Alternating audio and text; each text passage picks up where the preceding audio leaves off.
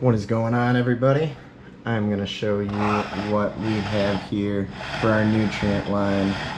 Now, I've been doing some research for quite a long time, and this is kind of what I've come up with. Now, I'm using the Sensi line for this round. I kind of stuck a little bit kind of to their line. They use their advanced nutrient line, and but there's a few other ones that I've tossed in there, so let's get into it. I'm gonna show you guys, what you need to get your grow going. All right, first things first. We got our sturdy stock. This is our stock stiffener. This is our silicate. Now, most people are commonly using like the Rhino Skin, and that's a good brand and all, but this is actually by Emerald Harvest, and they kind of just came up with this.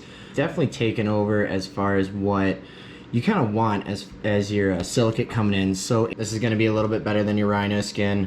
It has some it's like ready uptake potassium silicate. So you're getting, as soon as you put it into your soil, your plants are at least being able to absorb a portion of it almost right away. It definitely helps. Better than the Rhino Skin. I would go with this one. Sturdy stock, not too expensive either. There we go.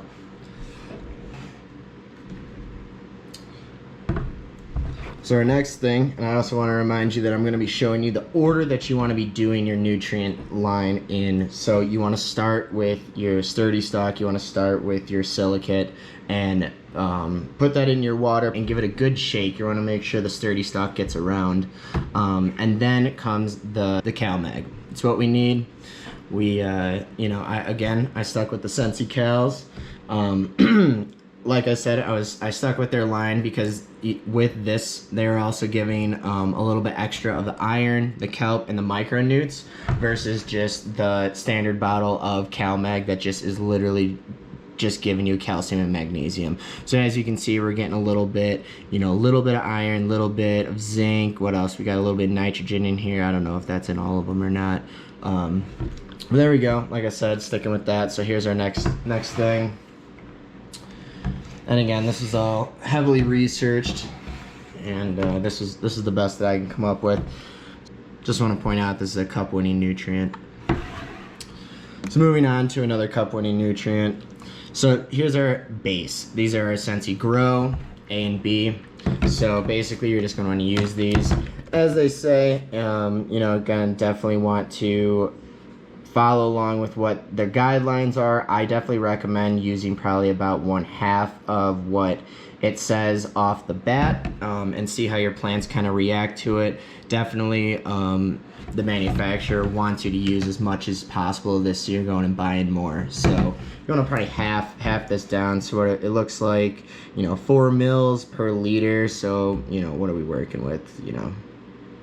That's 4 mils per liter when it's in the big grow. Use 2 mils per liter when they're smaller plants and 3 to 4 leaves. Use 1 mil, for just cuttings and seedlings.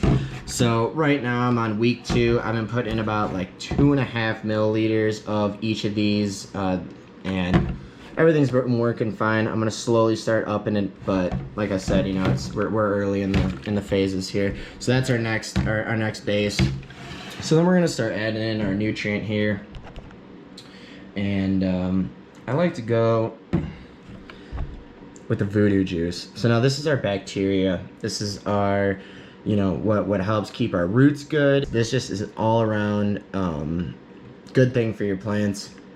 So basically it says you're going to use it through week 1 and 2 of the grow phase and 1 to 2 of the bloom. So it doesn't want you using too much of this, just kind of right off the bat and let it kind of work its way through. I started off a little higher. It's saying 2 mils per liter. I did 3 mils for the gallon. And again, I know that's still less than half of what the recommendation is, but probably around week 3, week 4, I'll just reduce this down to around 1 mil or 2 per gallon, just to keep everything kind of flowing. And then again, when we go into bloom, I will up it to about probably 3 again for the initial week or 2, just to make sure everything, because we will be switching some of our nutrients up. So then we got our Roots Accelerator Gold. Now this is the good stuff.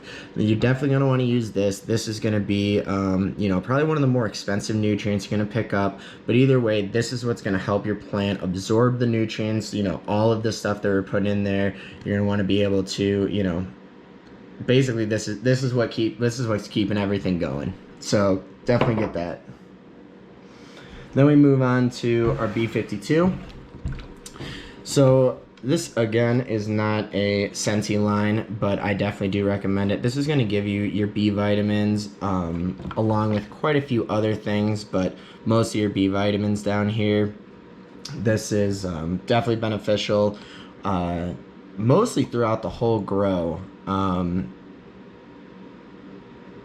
You know, it says all weeks, and then yeah, up to, you know, up to week 3 or so into the flower stage, and that's probably when I'll start weaning it off too. But either way, right now I got some super lemon haze going, and actually that strain specifically lights a little extra of the B vitamins, so I made sure to pick some of that up. Make sure you guys are you know, watching what strains are actually growing, because you're definitely going to want to be, you know, keep an eye on what nutrients they actually require. Some need more than others. Some like a little extra iron. Some like a little extra CalMag. You know, it just depends on what you're working with.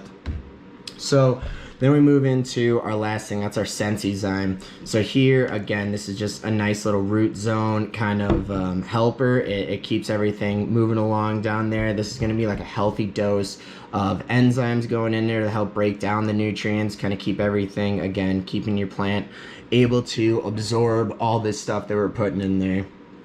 And again, like I've said before, you know, this one wants us to do 2 mils per liter, so that's like what, like over probably like 6.5 or 7.5 for the gallon, and I'm putting in 2.5 for the gallon, so significantly less than half. But all right, so that finishes up with our nutrient line. Now I had all of those nutrients every time I feed.